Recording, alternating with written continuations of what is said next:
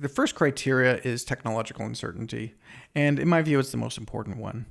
Technological uncertainty is a little bit hard to define, but the way I would put it is when you have a problem within an industry, typically there's kind of a set solution for solving that type of problem.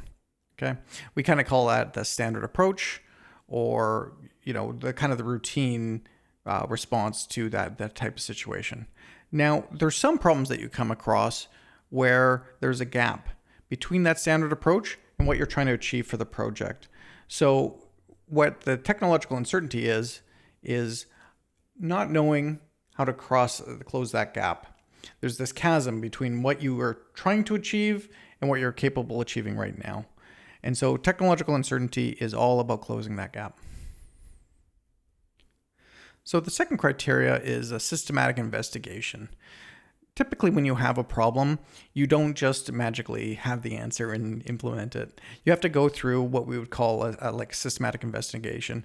And it's an almost scientific-like process where you have an idea of how you might be able to solve it.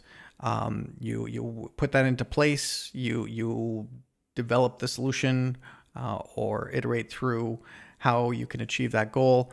And then you kind of test it and see if it works. And sometimes it does work, and sometimes it doesn't.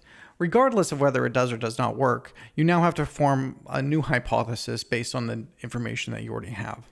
And this gives you your systematic investigation, this almost scientific-like process of going through it over and over again, various iterations until you're able to achieve your goal, or at least close the gap between what you're currently capable of doing and then what you're trying to achieve. So the third criteria is technological advancement. And that is what results from your systematic investigation, where you're able to go from at the beginning of the year in terms of not being able to solve the problem to the end of the year when hopefully at least you've made progress towards solving that issue.